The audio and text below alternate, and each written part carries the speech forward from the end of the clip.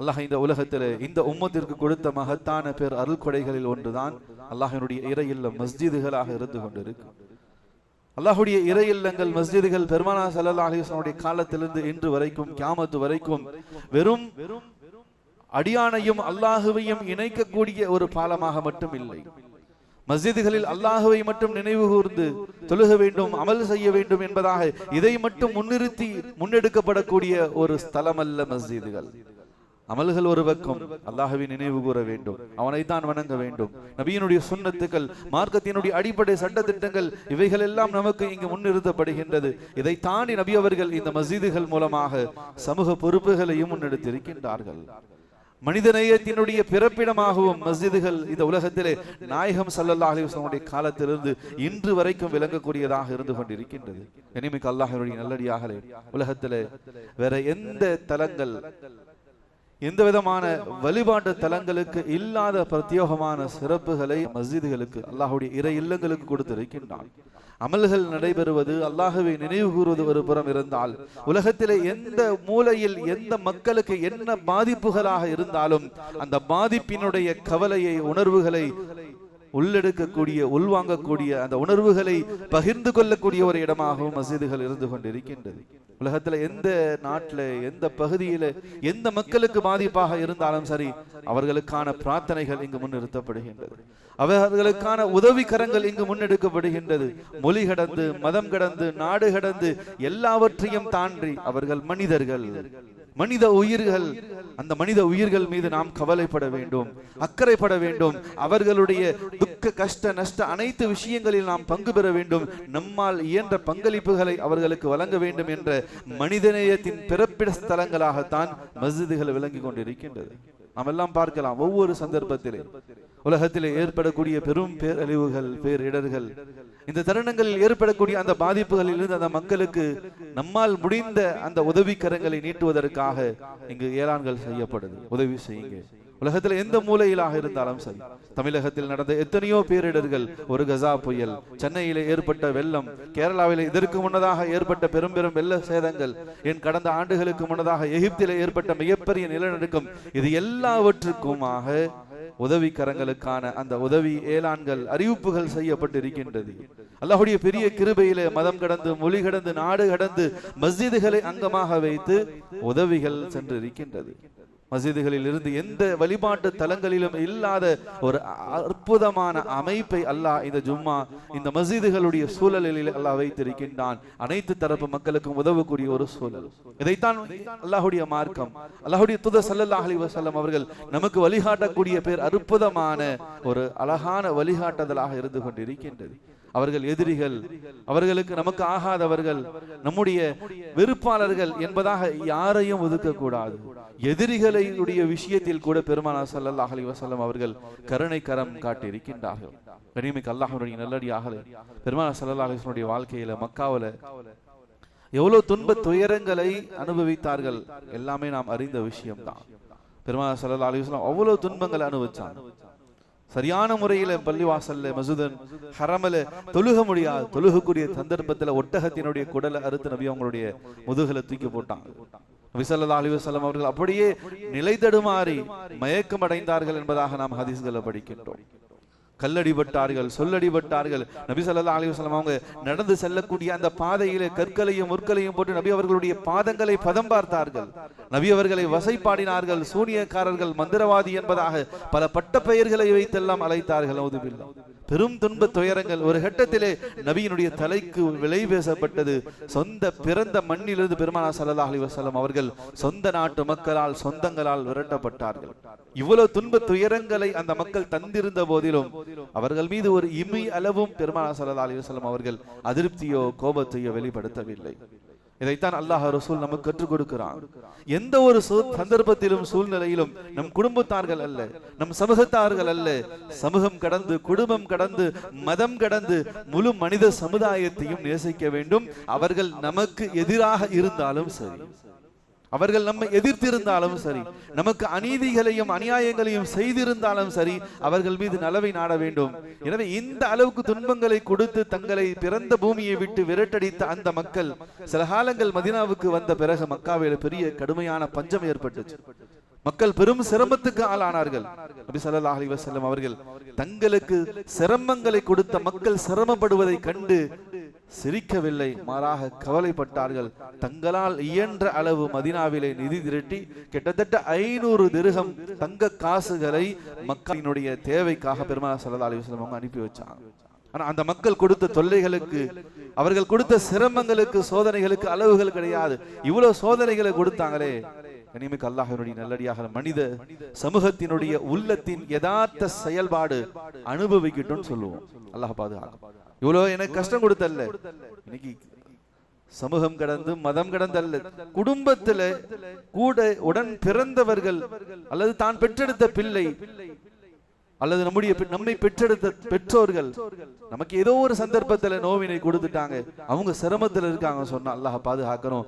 எனக்கு சிரமம் கொடுத்தல்ல, என்னை நோவினைப்படுத்தனல்ல, என்ன கஷ்டப்படுத்தனல்ல, அவனுக்கு தேவைதான், என்னுடைய சகோதரிக்கு தேவைதான், அதனாலதான் அனுபவிக்கிறாங்க. அல்லாஹ் அக்பர். கண்ணியமிக்க அல்லாஹ்வுடைய நல்லடியார்களே, இது முஃமின்களுடைய குணம் கிடையாது.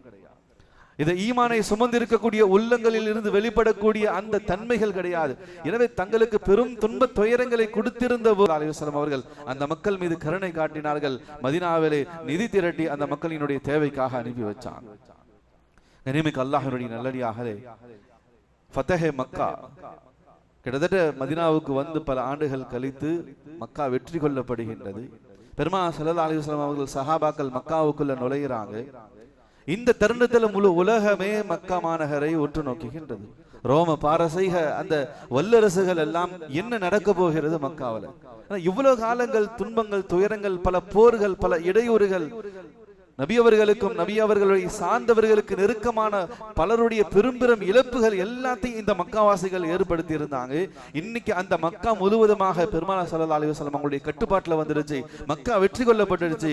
இப்ப இந்த பெருமானார் ஸல்லல்லாஹு அலைஹி வஸல்லம், இந்த முஹம்மது ரசூலுல்லாஹி ஸல்லல்லாஹு அலைஹி வஸல்லம் என்ன செய்ய போறார்? மக்கா வாசிகளும் பயந்து இருந்தாங்க. ஏன்னா நபி அவங்களுக்கு என்ன துன்ப துயரங்களை நாம கொடுத்தோம், ஈமான் கொண்ட மக்களுக்கு என்ன துன்ப துயரங்களை கொடுத்திருந்தோம் என்பதை மக்காவாசிகள் அறிஞ்சிருந்தாங்க. நாம இவ்வளவு சிரமங்களை கொடுத்துட்டோம், இன்னைக்கு இந்த மக்கள் நம் மீது ஆதிக்கம் படைத்தவர்களாக வந்து கொண்டு இருக்கின்றார்கள், என்ன செய்ய போறாங்க? பயத்துல ஒவ்வொருவரும் தங்களுடைய வீடுகளுக்குள் போய் கதவுகளை பூட்டி கொண்டாங்க.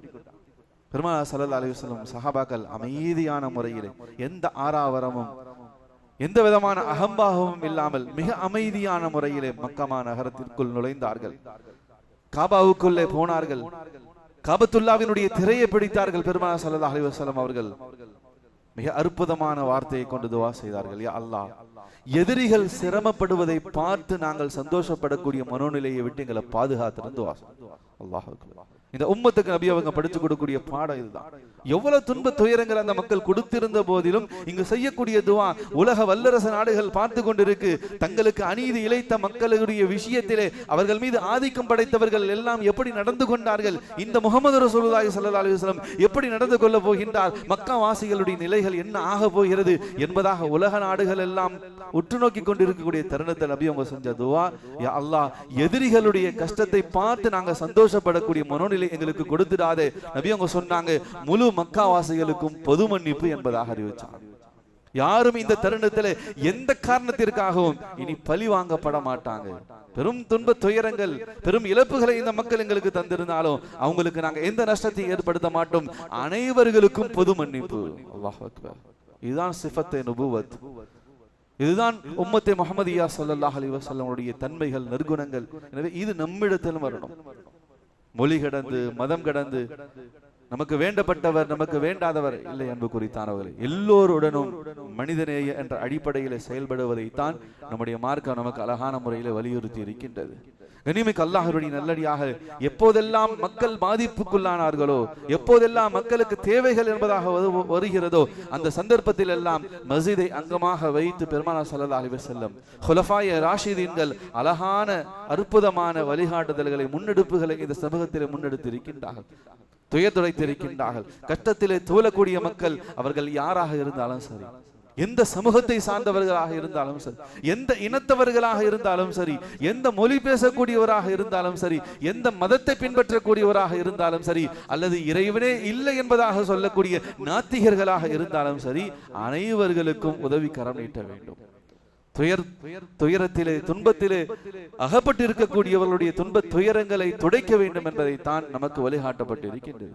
இனிமிக்கு அல்லாஹ்வுடைய நல்லடியார்களே, ஒரு சந்தர்ப்பத்தில் நபி ஸல்லல்லாஹு அலைஹி வஸல்லம் காலத்தில் முற்பகல் நேரம், ஜரீர் பின் அப்துல்லா ரலியல்லாஹு தஆலா அந்த சஹாபி தான் அறிவி, முற்பகல் நேரம் கிட்டத்தட்ட சூரிய உச்சத்தினுடைய அந்த தருணத்திலே மதீனாவை நோக்கி முதர் என்பதாக சொல்லக்கூடிய ஒரு கோத்திரத்தார்கள் சமுதாயத்தவர்கள் மிக ஏழ்மையிலே மிக சிரமமான சூழ்நிலையில் அகப்பட்டு இருக்கக்கூடிய அந்த மக்கள் மதீனாவுக்குள்ள உள்ள நுழைகிறாங்க.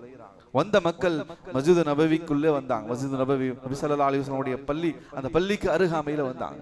பெருமானார் ஸல்லல்லாஹு அலைஹி வஸல்லம் அவங்க அந்த மக்களை பார்க்கறாங்க. தலைவிரி கோலமாக கிழிந்த ஆடைகளோடு வயிறு ஒட்டிய நிலையிலே பிள்ளைகள் பெண்கள் எல்லாம் பசியிலும் சிரமத்திலும் பஞ்சத்திலும் மிக அதிகமான முறையிலே பீடிக்கப்பட்ட நிலையிலே அவர்களுடைய இந்த அவல நிலையை கண்ட பெருமானார் ஸல்லல்லாஹு அலைஹி வஸல்லம் அவர்கள் கதிகலங்கிட்டாங்க, கண்ணீர் வடிச்சாங்க. மதீனா வாசிகள் எல்லோரையும் அழைச்சு சொன்னாங்க, அல்லாஹ்வை நீங்கள் பயந்து கொள்ளுங்கள், அல்லாஹ்வை நீங்கள் அஞ்சு கொள்ளுங்கள். நீங்கள் உங்களுடைய மறுமைக்காக நீங்கள் எதை முற்படுத்தி வைத்திருக்கிறீர்கள் என்பதை நீங்கள் திட்டமாக நீங்கள் முடிவு செய்து கொள்ளுங்கள். மக்களுடைய துன்ப துயரங்கள் துடைக்கக்கூடியது ஒவ்வொருவர் மீதும் பொறுப்பாக இருந்து கொண்டிருக்கு. எனவே வந்திருக்கக்கூடிய மக்களுக்கு நீங்க உதவி செய்யுங்க. தேவையோடு கடும் சிரமத்திலே பஞ்சத்திலே இந்த மக்கள் வந்திருக்காங்க, இவங்களுக்கு உதவி செய்யுங்க என்பதாக சொல்லி நபி ஸல்லல்லாஹு அலைஹி வஸல்லம் அவர்கள் பகிரங்கமாக அறிவிப்பு செஞ்சாங்க. பிலால் ரலியல்லாஹு தஆலா சொல்றாங்க, தொழுகைக்கான நேரம் வந்துச்சு, லுஹருடைய இகாமத் சொல்லப்பட்டுச்சு. நபி ஸல்லல்லாஹு அலைஹி வஸல்லம் அவங்க போய் தொழுக வச்சாங்க. தொழுக வச்சுட்டு வந்து பார்த்தாங்க, சுப்ஹானல்லாஹ், நபியினுடைய அந்த ஒற்றை அறிவிப்பு முழு மதீனா முழுவதும் பரவியது. மதீனா வாசிகள், மதீனாவில் இருக்கக்கூடிய ஒவ்வொரு குடும்பத்தார்கள் தங்களிடத்தில் இருக்கக்கூடிய ஒவ்வொரு பொருட்கள், தங்களுடைய செல்வங்கள் எல்லாவற்றையும் கொண்டு வந்து அவர்களிடத்தில் கொடுத்தார்கள். எந்த அளவுக்கு என்பதாக சொன்னால், அந்த மக்களுடைய நிலைகளை கண்டு கண்ணீர் வடித்த பெருமானார் ஸல்லல்லாஹு அலைஹி வஸல்லம் அவர்கள் அந்த மக்கள் மதீனாவுக்குள் வந்த பிறகு மதீனா வாசிகள் அவர்களுக்கு உதவி செய்ததை பார்த்து அவர்களுக்கு கிடைத்த அந்த பொருட்கள் அதை தூக்கி கொண்டு செல்ல முடியாமல் தட்டு தடுமாறி கொண்டு அந்த பொருட்களை எல்லாம் எடுத்து செல்வதை பார்த்த பெருமானார் ஸல்லல்லாஹு அலைஹி வஸல்லம் அவர்கள் ஆனந்த கண்ணீர் வடித்தார்கள் என்பதாக வரலாறுகளில் பதிவு செய்யப்பட்டிருக்கிறது. நபியினுடைய அந்த ஒற்றை அறிவிப்பு, சுப்ஹானல்லாஹ், முழு மதீனா வாசிகள் தங்களிடத்தில் இருந்து அத்தனையும் கொண்டு வந்து அவர்களுக்கு கொடுத்தார்கள். சிரமத்திலே பஞ்சத்திலே வந்த மக்கள் திரும்பி செல்லக்கூடிய தருணத்திலே மதீனா வாசிகள் கொடுத்த பொருட்களை சுமந்து செல்ல முடியாமல் தடுமாறி கொண்டு சென்றார்கள் என்பதாக பதிவு செய்யப்பட்டிருக்கிறது. கண்ணியமிக்க அல்லாஹ்வுடைய நல்லடியார்களே, சிரமத்திலே கஷ்டத்திலே துன்பத்திலே அகப்பட்டு இருக்கக்கூடியவர்களுக்கு நம்மால் இயன்ற பங்களிப்புகளை உதவிகளை செய்வது நபியினுடைய சுன்னத்துகளில் ஒன்றாக, மார்க்கம் வலியுறுத்தக்கூடிய அழகான அற்புதமான குணங்களில் ஒன்றாக இருந்து கொண்டிருக்கின்றது. அல்லாஹ்வும் குர்ஆன்ல சொல்றான், நீங்க தொழுகுங்க, அமல் செய்யுங்க, அதெல்லாம் வெற்றி பெறுவதற்கு காரணமாக அமையாது, மாறாக லஅல்லகும் துஃப்லிஹூன் வஃஅலுல் கைர லஅல்லகும் துஃப்லிஹூன், நீங்கள் உதவி செய்யுங்கள், அதன் மூலமாகத்தான் அல்லாஹ்வுடைய உதவி உங்களுக்கு கிடைக்கக்கூடியதாக இருக்கிறது என்பதாக அல்லாஹ்வும் தன்னுடைய திருமறையில் சுட்டி காட்டுகின்றார். கனிமிக்க அல்லாஹ்வுடைய நல்லடியார்களே, பெருமானார் ஸல்லல்லாஹு அலைஹி வஸல்லம் அவர்கள் எதை இந்த உம்மத்துக்கு வழிகாட்டினார்களோ, எதை அழகான ஒரு நற்குணம் என்பதாக இந்த உம்மத்திற்கு முன் வைத்தார்களோ, குலஃபாயே ராஷிதீன்கள், நபியினுடைய பாசறையில் உருவாக்கப்பட்ட கலிஃபாக்கள் அதை முழுவதுமாக தங்களுடைய வாழ்க்கையிலும் பின்பற்றக்கூடியவராக இருந்தாங்க. தங்களுடைய நீதமான ஆட்சியிலும் அதை வெளிப்படுத்தக்கூடியவர்களாக இருந்தாங்க. அபூபக்கர் சித்திக் ரலியல்லாஹு தஆலா அவங்களுடைய ஆட்சி காலத்தில் முழு மதீனாவில் கடுமையான பஞ்சம் ஏற்பட்டுச்சு, கடுமையான சிரமம் நெருக்கடிகள் ஏற்பட்டுச்சு. ஆயிரக்கணக்கான மக்கள் அனுதினமும் கலிஃபா ஹஜ்ரத் அபூபக்கர் சித்திக் ரலியல்லாஹு தஆலா அவங்களுடைய வீட்டுக்கு முன்னாடி வருவாங்க. கலிஃபா அவர்களே, எங்களுடைய நிலைமைகளை பாருங்க, வானம் மலையை நிறுத்தி கொண்டது, பூமியும் மலடாகி விட்டது, ஜீவராசிகளும் மனிதர்களும் குழந்தைகளும் பெண்களும் பெரும் சிரமத்தில் இருந்து கொண்டிருக்காங்க, பசியிலும் கஷ்டத்திலும் மிகப்பெரிய பஞ்சத்திலும் வறட்சியிலும் நாங்கள் அகப்பட்டு கொண்டிருக்கின்றோம், ஏதாவது செய்யுங்க. இந்த நிலைகளை கண்டு இவர்களுடைய அபய குரலை காதுகளில் கேட்டு ஹஜ்ரத் அபூபக்கர் சித்திக் ரலியல்லாஹு தஆலா அவங்க நிலை குலைந்து கண்ணீர் மல்க சொல்வாங்க, ஃபஸ்பிர், நீங்க பொறுமையாக இருங்க, அல்லாஹ் உதவி செய்வான், பொறுமையா இருங்க, அல்லாஹ் உதவி செய்வான் என்பதாக சொல்லி அனுப்புனாங்க. அனுதினமும் இதே நிலை தொடர்ந்து கொண்டு இருந்துச்சு. ஆயிரக்கணக்கான மக்கள் வருவதும் போவதும் அல்லாஹ்வுடைய உதவி எதிர்பார்த்து இருந்தாங்க. ஒரு நாள் முழு மதீனாவிலும் புழுதி பறக்க ஆரம்பித்தது. மக்களுக்கு ஒன்றும் புரியல, என்ன ஆச்சு திடீர் என்பதாக சொல்லி இப்படி புழுதி பறக்கின்றது. கடைசியாக புழுதி கொஞ்சம் அடங்கிய பிறகு பார்க்கப்படுகிறது, ஷாம் நாட்டில் இருந்து ஹஜ்ரத் உஸ்மான் ரலியல்லாஹு தஆலா அவர்களுடைய வியாபார பொருட்கள் மதீனாவுக்குள்ள வந்து கொண்டிருக்கு. பல நாட்களாக பல மாதங்களாக பஞ்சத்திலே சிரமத்திலே வறட்சியிலே பீடிக்கப்பட்டிருந்த மக்களுடைய கண்களில் ஆனந்த கண்ணீரும் முகங்களில் முகமலர்ச்சியும் ஏற்படுகின்றது. ஏன் வியாபார பொருட்கள், உணவு பொருட்கள், அது உஸ்மான் ரலியல்லாஹு தஆலா அவர்களுடைய பொருட்கள் வந்து கொண்டிருக்கின்றது. ஒரு அந்த பொருட்களினுடைய அளவு எண்ணிக்கை சொல்லப்படுகின்றது. அதனுடைய முதல் ஒட்டகம் உஸ்மான் ரலியல்லாஹு தஆலா அவங்களுடைய வீட்டில் இருந்துச்சு என்பதாக சொன்னா, அதனுடைய கடைசி ஒட்டகம் ஷாம்ல இருந்துச்சு. அந்த அளவுக்கு வியாபார பொருட்களோடு அதாவது உஸ்மான் ரலியல்லாஹு தஆலா அவங்க மதீனாவுக்குள்ள நுழையிறாங்க. மதீனா வாசிகளுக்கு எல்லாம் பெரிய சந்தோஷம். நம்முடைய பிரச்சனைகள் தீர போகுது, நம்முடைய பஞ்சம் வறட்சி எல்லாம் நீங்க போகுது. இந்த தருணத்துல மதீனாவில் இருந்த சில வியாபாரிகள், மதீனாவை சுற்றி இருந்த சில வியாபாரிகள், சிறிய பெரிய வியாபாரிகள் அதாவது உஸ்மான் ரலியல்லாஹு தஆலா அவர்களை மதீனாவினுடைய எல்லையிலேயே மடக்குகின்றார்கள். அவர்களை போய் பார்த்து சந்திச்சு பேசுறாங்க. இதுபோல முழு மதீனாவை சுற்றி இருக்கக்கூடிய அத்தனை பகுதியிலும் பெரும் வறட்சி, கடுமையான சிரமத்துல மக்கள் இருந்து கொண்டு இருக்காங்க. எனவே நீங்க வியாபார பொருட்களை கொண்டு வந்திருக்கீங்க. எனவே நீங்க ஹோல்சேல் வியாபாரி, நாங்கெல்லாம் ரீட்டைல் வியாபாரி. உஸ்மான் ரலியல்லாஹு தஆலா பெரிய ஹோல்சேல் வியாபாரியாக தான் இருந்தாங்க. பெருங்கொண்ட சரக்குகளை பொருட்களை வாங்கி கொண்டு வந்து சிறிய வியாபாரிகளுக்கு கொடுப்பாங்க, அவங்க விற்று கொள்வாங்க. எனவே சிறு சிறு வியாபாரிகள் உஸ்மான் ரலியல்லாஹு தஆலா அவங்க இடத்துல போய் சொல்றாங்க, எனவே தேவை அதிகமாக இருந்து கொண்டிருக்கு, எனவே நீங்க கொண்டு வந்து இருக்கக்கூடிய அத்தனை சரக்குகளையும் நாங்க எல்லாருமே சேர்ந்து வாங்கி கொள்றோம். நீங்க என்ன விலை கொடுத்து வாங்கினீங்களோ அதற்கு இன்னொரு மடங்கு சேர்த்து நாங்க கொடுத்துறோம். 1 கோடி ரூபாய் உங்களுடைய பொருட்களினுடைய இந்த விற்பனை பொருட்களினுடைய மதிப்பு என்பதாக சொன்னா நாங்க 2 கோடி கொடுத்துறோம், 1 மடங்கு சேர்த்து கொடுக்கிறோம், எங்க இடத்துல கொடுத்துருங்க. உஸ்மான் ரலியல்லாஹு தஆலா சொன்னாங்க, இல்ல இதை விட அதிகமான தொகைக்கு நான் ஒருத்தர்கிட்ட விலை பேசிட்டேன். அப்போ அங்க குழுமி இருந்த வியாபாரிகள் சொன்னாங்க, சரி 1க்கு 2 மடங்கு தரும், 1 கோடி ரூபாய் மதிப்பா நாங்க 2 கோடி ரூபாய் 3 கோடியாக தரும். அப்போ உஸ்மான் ரலியல்லாஹு தஆலா சொன்னாங்க, இல்ல இதை விட அதிகமான தொகைக்கு நான் ஒருவர் இடத்துல வியாபாரம் பேசிவிட்டேன், 3 மடங்கு 4 ஆச்சு, 4 5 ஆச்சு. அப்போது உஸ்மான் ரலியல்லாஹு தஆலா சொன்னாங்க, இதை விட அதிகமான தொகைக்கு நான் வியாபாரத்தை பேசிட்டேன்.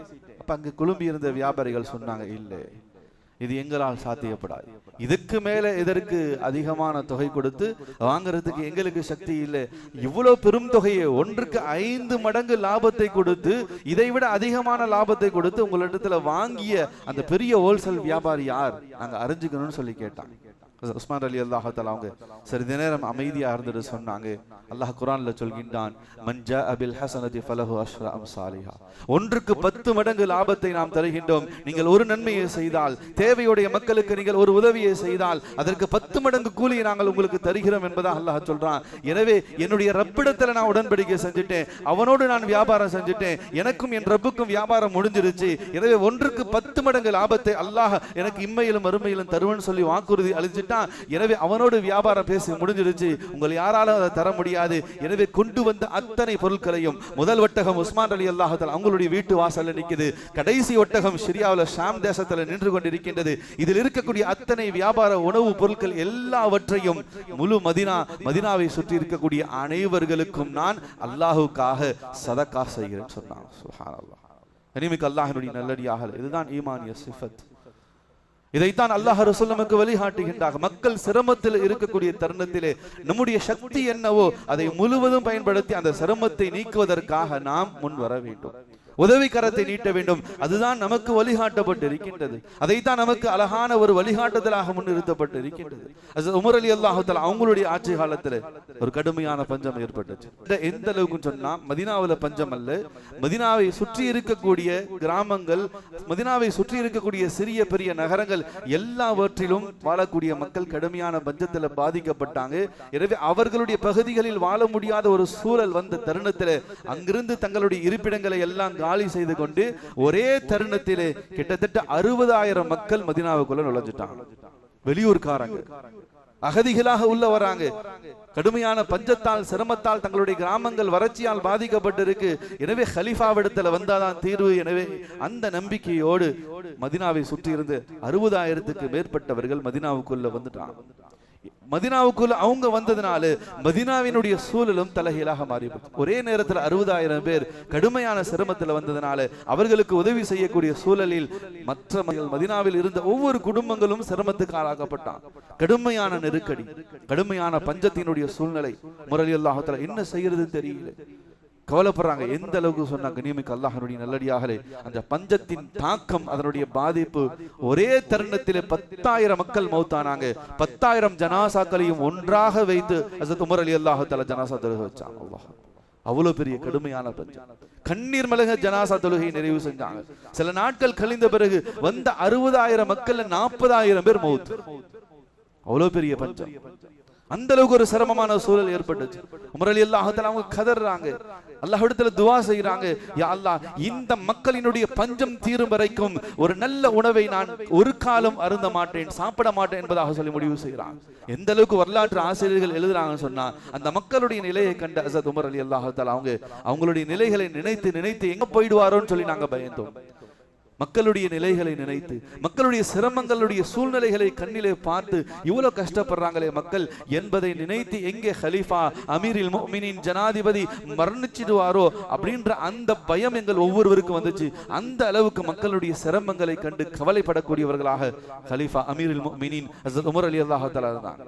ஒரு சந்தர்ப்பத்தில் ஹஜ்ரத் உமர் ரலியல்லாஹு தஆலா அவங்களுடைய மகனார் அப்துல்லாஹ் இப்னு உமர் ரலியல்லாஹு தஆலா சின்னஞ்சிறு பிள்ளை, 10-15 வயசுக்குள்ள தான் இருக்கும். அவரும் சிரமத்தில் இருந்து கொண்டிருக்கார். பல நாட்களாக உமர் ரலியல்லாஹு தஆலா ஜனாதிபதியினுடைய மகனாரும் பட்டினி. சுப்ஹானல்லாஹ். கண்ணியமிக்க அல்லாஹ்வுடைய நல்லடியாக, நீதத்துக்கு பேர் போன ஆட்சியே இந்த உலகத்திலே எப்படி ஒரு தலைவர் இருக்க வேண்டும், ஒரு நாட்டு மக்கள் மீது அந்த நாட்டை ஆளக்கூடிய அந்த அதிகாரி, அந்த ஆட்சியாளர்கள் எப்படி இருக்க வேண்டும் என்பதற்கு இந்த உலகத்தில் அற்புதமான முன்மாதிரி குலஃபாயே ராஷிதீன்கள். ஹஜ்ரத் உமர் ரலியல்லாஹு தஆலா உடைய நீதத்திற்கு உரித்தான அந்த ஆட்சி பதிவு செய்யப்படுகிறது. எந்த அளவுக்கு சொன்னா, ஒரு சந்தர்ப்பத்திலே அரசாங்கத்தை சார்ந்த ஒட்டகத்தை அங்கே கழுவி அதை சுத்தப்படுத்தி கழுவி கொண்டிருந்தான். அப்ப அங்கிருந்த வெளியூர்காரர் பார்த்து கேட்டார், யார் இந்த வேலையை செஞ்சுக்கிட்டு இருக்கார், இவ்வளவு அழகான முறையிலே ஒரு பிராணியை சுத்தம் செஞ்சு அதை கழுவி கொண்டு இருக்காருன்னு சொல்லி கேட்கப்பட்டுச்சு. அப்ப அங்கிருந்து அவங்க சொன்னாங்க, அவர் வேறு யாரும் இல்லை, அவர்தான் அமீருல் முஃமினீன் ஹலீஃபா ஹஜ்ரத் உமர் ஃபாரூக் ரலியல்லாஹு தஆலா. அவருக்கு பெரிய ஆச்சரியமா போச்சு. ஒரு சாதாரணமான நபர் கூட செய்ய துணியாத வேலையை ஹலீஃபா செஞ்சுக்கிட்டு இருக்காரு. எனவே நேரடியா ஹலீஃபா உமர் ரலியல்லாஹு தஆலா இடத்துல போய் கேட்டா, நீங்க என்ன இப்படிப்பட்ட ஒரு வேலையை செஞ்சுட்டு இருக்கீங்க, இதுக்கு பதிலாக வேற யாராச்சும் உங்களுடைய வேலையாட்கள் அடிமைகளை கொண்டு இந்த வேலை வாங்கலாம் இல்ல, நீங்க தான் ஹலீஃபாவாச்சு. ஹஜ்ரத் உமர் ரலியல்லாஹு தஆலா சொன்னாங்க, ஐயுன் அஅபது மின்னி, என்னை விட ஒரு சிறந்த அடிமை யாராக இருக்க முடியும், அல்லாஹ்வுடைய அடியார்கள் என்னை விட ஒரு சிறந்த அடிமை யாராக இருக்க முடியும், எனவே நான் செய்யறேன்னு சொன்னாங்க. ஒரு சந்தர்ப்பத்தில் பைத்துல் மாலினுடைய ஒரு ஒட்டகம் காணா போயிடுச்சு, தொலைஞ்சு போயிடுச்சு என்பதாக சொல்லி அறிவிப்பு செய்யப்பட்டது. உமர் ரலியல்லாஹு தஆலா அவங்க உட்கார்ந்து இருந்தாங்க, விரண்டு எழுந்து அதை தேடுவதற்காக ஓட்டமாக ஓடினாங்க. இப்ப கூட இருந்தவங்க கேட்டாங்க, ஒட்டகம் தானே காணா போச்சு, யாராச்சும் ஒரு வேலையாட்களை அனுப்பி தேட சொல்லலாமல் நீங்க ஏன் எந்திரிச்சு போறீங்க?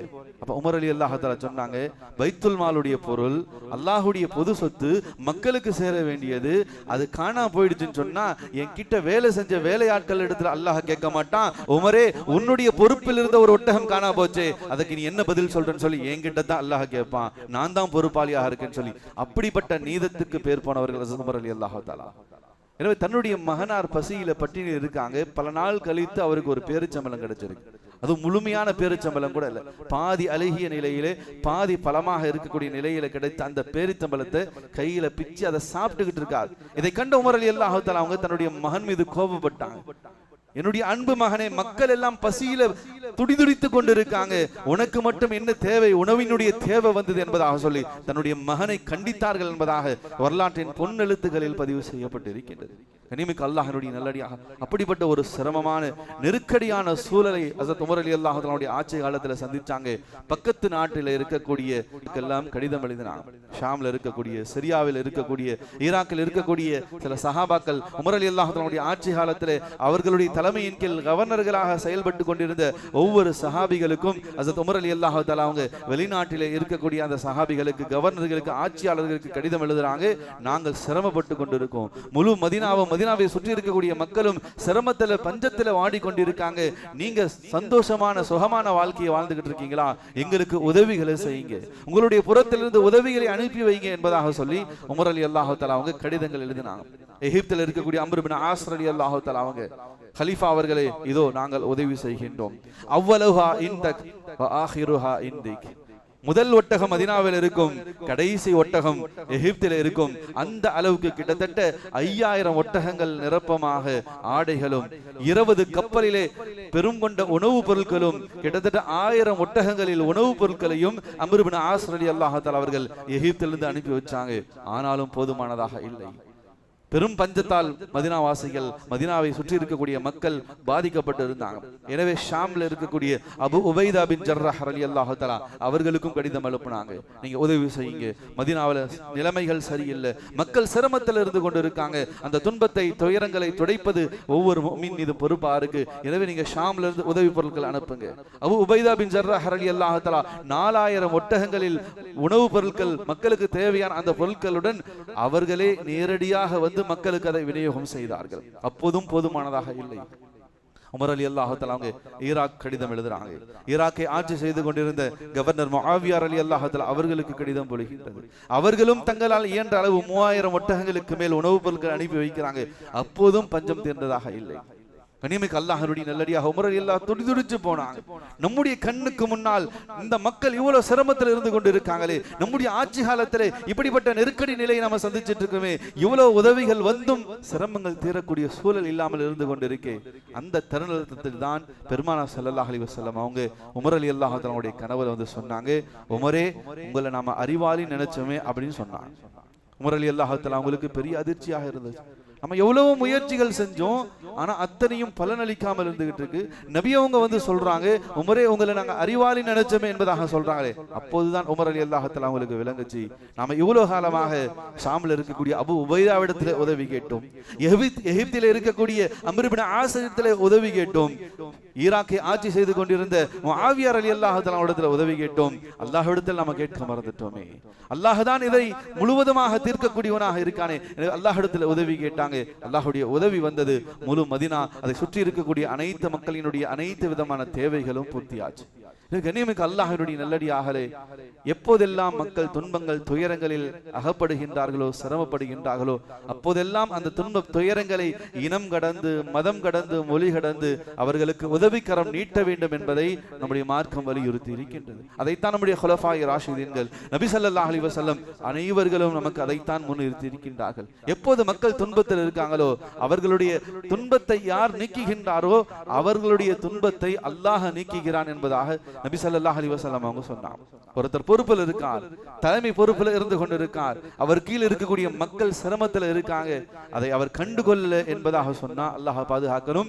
உலகத்துல அவர் படக்கூடிய சிரமங்கள் அல்லாஹ் கண்டுகொள்ள மாட்டான், மாறாக நாளை மறுமையில அல்லாஹ் அனைத்து மக்களுக்கு மத்தியிலே கேவலப்படுத்துவான் என்பதாக நபி ஸல்லல்லாஹு அலைஹி வஸல்லம் சொன்னாங்க. எனவே பொறுப்பில் இருக்கக்கூடியவர்கள் மக்களினுடைய துன்ப துயரங்களில் கவலை கொள்ள வேண்டும், அக்கறை கொள்ள வேண்டும் என்பதாக பெருமானார் ஸல்லல்லாஹு அலைஹி வஸல்லம் சொன்னாங்க.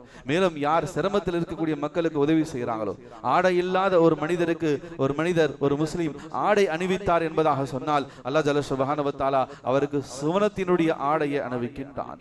பசியிலே தாகத்திலே வாடக்கூடிய ஒரு மனிதருக்கு யார் ஒருவர் தாகத்தை தீர்க்கின்றாரோ அல்லாஹ் ஜல்ல சுப்ஹானஹு வ தஆலா சுவனத்தினுடைய அத்அமல்லாஹு மின் சிமாரில் ஜன்னா, அவருக்கு சுவனத்தினுடைய பழத்தை அல்லாஹ் அவருக்கு அருந்துவதற்காக, அதை சாப்பிடுவதற்கான பாக்கியத்தை அல்லாஹ் தருவான் என்பதாக நபி அவங்க சொன்னாங்க.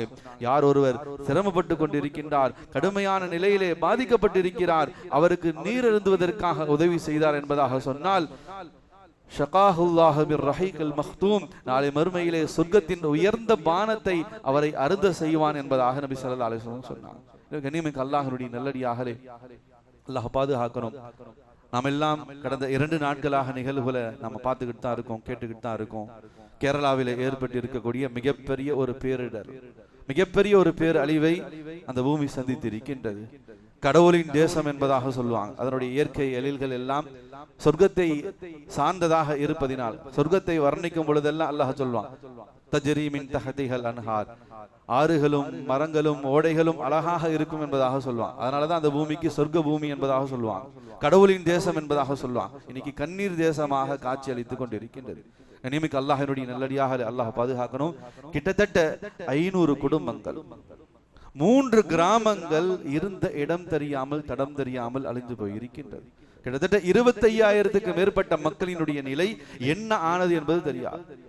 செய்திகள்ல மீடியாக்கள்ல வரக்கூடிய செய்திகள் மக்கள் பேனிக் ஆகக்கூடாது, பயந்துடக்கூடாது என்பதற்காக எண்ணிக்கைகள் குறைத்து காணப்படுது. ஆனா கிட்டத்தட்ட 500 குடும்பங்கள் 25,000க்கு மேற்பட்ட மக்கள் பாதிக்கப்பட்டு இருக்காங்க. என்ன நிலைகள் என்பது தெரியாது. மக்கள் கண்ணியமே அல்லாஹ்வினுடைய நல்லடியாக கடுமையான சிரமங்கள். காலையில ஒரு செய்தி, ஒருத்தர் பூமிக்குள்ள இருக்கார், அவருடைய வீட்டோடு சேர்ந்து பூமியினுடைய ஆழத்துல புதஞ்சிட்டார், ஆனா உயிரோடு இருந்துகிட்டு இருக்கார். அவரிடத்துல இருந்த மொபைல் குறைந்த சார்ஜ் அதுதான் இருந்துகிட்டு இருக்கு. அதுல இருந்து போன் பண்ணி வெளியில அதிகாரிகளுக்கு தகவல் சொல்றானா, இப்படி ஏதோ ஒரு இடத்துல பூமியில் அகப்பட்டு இருக்கேன், என்ன காப்பாத்துங்க. கனெக்ஷன் துண்டிக்கப்படுது. அவ்வளவுதான். அவருடைய நிலை என்ன தெரியல. கனிமிக்கு அல்லாஹ்வுடைய நல்லடியாக பச்சிளம் குழந்தைகள், சின்னஞ்சிறு பிள்ளைகள் எல்லாம் ஒன்று சேர்ந்து அந்த நிகழ்வு நடக்கிறதுக்கு ஒரு நாள் 2 நாளைக்கு முன்னாடி உட்கார்ந்து அந்த ஊர்ல இருக்கக்கூடிய பிள்ளைகள் துவா செய்யறாங்க. கனிமிக்கு அல்லாஹ்வுடைய நல்லடியாகலே இதுல ஒரு பெரிய கவலை செய்தி என்னன்னு சொன்னா, வயநாடை சுத்தி இருக்கக்கூடிய அத்தனை கிராமங்களிலும் 90% முஸ்லிம்கள் தான் வாழ்ந்து கொண்டிருக்கக்கூடிய மக்கள். 90% முஸ்லிம்கள். அதிகமான மஸ்ஜிதுகள் தரைமட்டமாக இருக்கிறது, நிலச்சரிவில் அகப்பட்டு இருக்கு.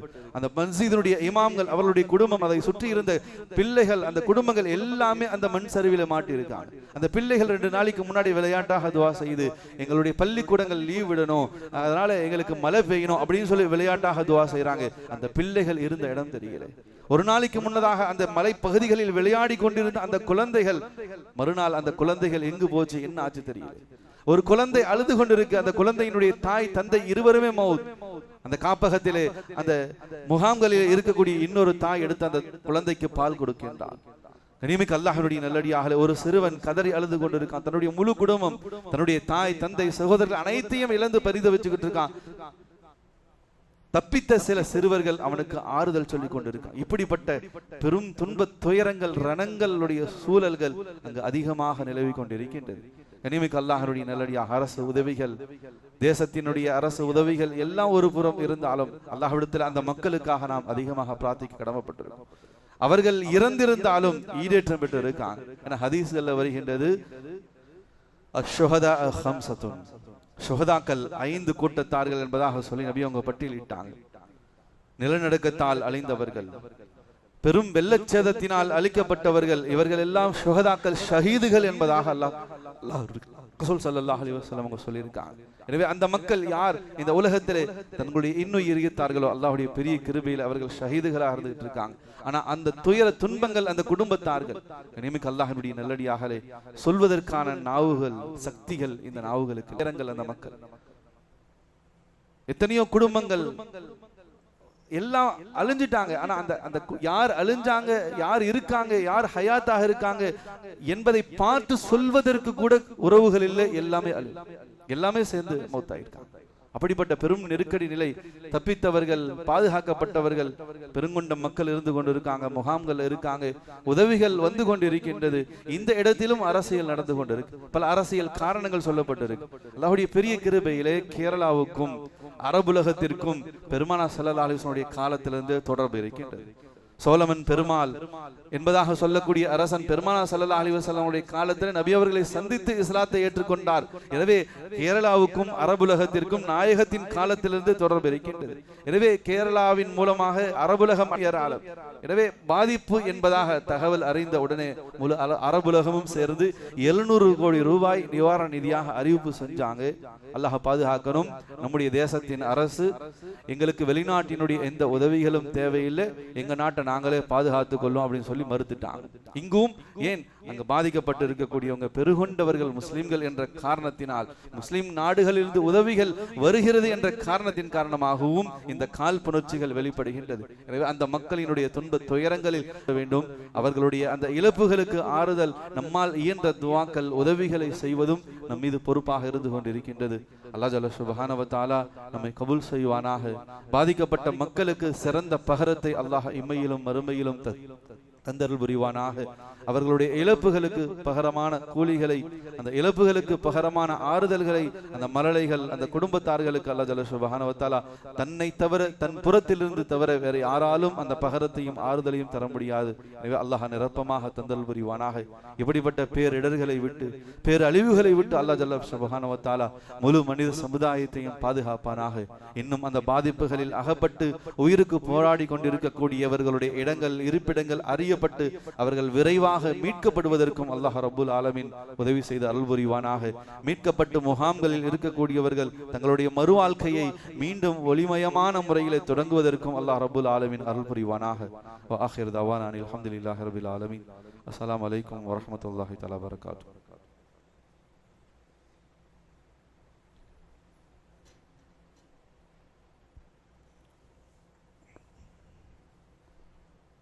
நாம் எல்லாம் அறிந்த மிக துன்பமான துயரமான நிகழ்வு நம்முடைய அண்டை மாநிலமாக இருக்கக்கூடிய கேரளாவிலே வயநாட்டிலே ஏற்பட்டிருக்கக்கூடிய அந்த நிலச்சரிவு. கிட்டத்தட்ட 3 கிராமங்கள், 500 குடும்பங்கள், ஒரு மலையே இடம் தெரியாமல் தடம் தெரியாமல் அழிந்து போயிருக்கிறது என்ற தகவல்கள் எல்லாம் நாம் அறிந்திருக்கின்றோம். எத்தனையோ குடும்பங்கள் பெரும் சிரமங்கள்ல பெற்றோர்களை இழந்து, பிள்ளைகளை இழந்து, தங்களுடைய இருப்பிடம், வியாபாரம் எல்லாவற்றையும் இழந்து இனி வரக்கூடிய காலங்களில் தங்களுடைய வாழ்க்கை சூழல் எப்படி இருக்கும் என்ற ஒரு மிகப்பெரிய நிர்பந்தமான ஒரு சூழல் எதிர்நோக்கி இருந்து கொண்டிருக்கின்றது. எனவே அந்த மக்களுக்கு நம்மால் இயன்ற உதவிகளை செய்வது நம் மீது பொறுப்பாக இருந்து கொண்டிருக்கின்றது. ஏன்னா நபி ஸல்லல்லாஹு அலைஹி வஸல்லம் அவங்க சொன்னாங்க, யார் தன்னுடைய சகோதரருடைய தேவைக்காக, ஒரு மனிதனுடைய தேவைக்காக யார் உதவி செய்கின்றாரோ, அதற்காக புறப்பட்டு செல்கின்றாரோ, ஒப்புக்கொள்ளப்பட்ட ஹஜ் உம்ராவினுடைய நன்மை அவருக்கு பரிபூர்ணமாக கிடைக்குதுன்னு சொன்னாங்க. ஏன்னா ஒரு மனிதருடைய தேவையை நிறைவேற்றுவது இருக்கிறதுலேயே ஆக மிக உயர்ந்த அமலாக ஹஜ் உம்ரா இருந்து கொண்டிருக்கு. அதை விட அதிகமான நன்மைகள் அவருக்கு கிடைக்கக்கூடியதாக இருக்கு. அவருடைய தேவையை நிறைவேற்றுவதனால் ஒப்புக்கொள்ளப்பட்ட ஹஜ் உம்ராவுடைய நன்மை கிடைக்கிறது. மேலும் நபியவங்க அந்த ஹதீஸ்ல தொடர்ந்தாங்க, அப்படி அந்த தேவைக்காக புறப்பட்டு செல்லக்கூடிய அந்த மனிதர், அவருக்காக 75,000 மலக்குகள் தங்களுடைய இறக்கைகளை விரித்து துவா செய்து கொண்டிருக்காங்கன்னு சொன்னாங்க. ஒரு மனிதருடைய தேவைக்காக, ஒரு மனித உயிரை பாதுகாப்பதற்காக யார் முன் வருகின்றார்களோ, உதவிக்கரம் நாட்டுகின்றார்களோ, 75,000 மலக்குகள் இறக்கைகளை விரித்து அவருக்காக துவா செய்கிறாங்க. மேலும் நபி ஸல்லல்லாஹு அலைஹி வஸல்லம் அவங்க சொன்னாங்க, யார் தன்னுடைய சகோதரர் ஒரு மனித உயிரை பாதுகாப்பதற்கான முயற்சியிலே அதற்கான அத்தனை விதமான வேலைகளில் ஈடுபடுகின்றாரோ, அல்லாஹ் அவருக்கு 73 மஃபிரத்துகளை வழங்குகின்றான். அவருடைய ஒரு காரியத்திற்காக, தன்னுடைய சகோதரனுக்காக தன்னால் இயன்ற 1 ரூபாய், ஒரு 100 ரூபாய், அவருடைய துன்ப துயரங்களை துடைப்பதற்காக என்னால் ஒரு துளி கண்ணீர், நபி ஸல்லல்லாஹு அலைஹி வஸல்லம் சொன்னாங்க, அல்லாஹ் அக்பர், 73 மஃபிரத்துகளை அல்லாஹ் அவர் மீது இறக்குகின்றான். அதனுடைய ஒரு மஃபிரத்தினுடைய மதிப்பு இந்த உலகத்திலே அவர் ஈடேற்றம் பெறுவதற்கு காரணமாகிவிடும். மீதி இருக்கக்கூடிய 72 மஃபிரத்துகள் நாளை மறுமையிலே அவரை சொர்க்கத்திலே அந்தஸ்துகளை உயர்த்துவதற்கு காரணமாக இருக்கு என்பதாக சொல்லி நபி ஸல்லல்லாஹு அலைஹி வஸல்லம் அவங்க சொல்லியிருக்காங்க. கண்ணியமிக்க அல்லாஹ்வுடைய நல்லடியார்களே, துன்ப துயரங்கள் அகப்பட்டிருக்கக்கூடிய அந்த மக்களுக்கு நாம் என்னதான் கைமாறுகள் உதவிகளை ஒட்டுமொத்த தேசமும் அரசாங்கங்களும் உலக நாடுகளும் இறங்கி வந்து செய்தாலும் இழந்த இழப்புகளுக்கு பகரத்தை கண்டிப்பாக ஒரு காலம் அதை ஈடு செய்து விட முடியாது. அப்பேற்பட்ட இழப்புகள் அவங்க சந்திச்சிருக்காங்க. மனித சமுதாயத்திற்கு இது போன்ற பேரிடர்கள் ஒரு எச்சரிக்கையாக இருந்து கொண்டிருக்கு. மனித வாழ்க்கை இவ்வளவுதான். இரவு தூங்க சென்றவர்கள், உறக்கத்துக்கு சென்றவர்கள் காலையிலே குடும்பமாக அல்ல, ஊராக இல்லை. அல்லாஹ் அக்பர். யோசிச்சு பார்க்க கடமைப்பட்டிருக்கும்.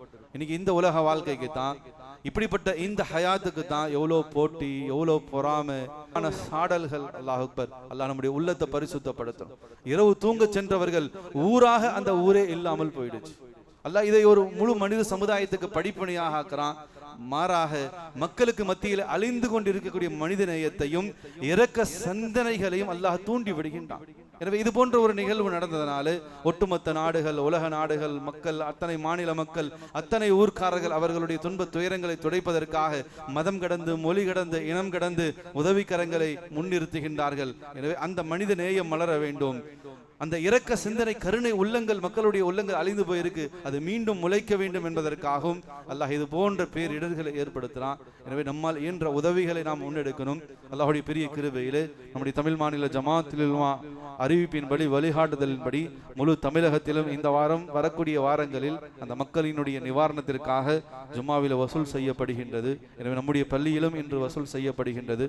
நம்முடைய மஹல்லாவை சார்ந்த எலக்ட்ரிஷியன் இஸ்மாயில் பாய், மெக்கானிக் சையது ஹுசைன் பாய் இன்ஷால்லா வெளியிலே நிற்கிறாங்க. எனவே தாராளமான முறையிலே அந்த மக்களினுடைய தேவைக்காக நீங்கள் உதவி செய்யுங்க.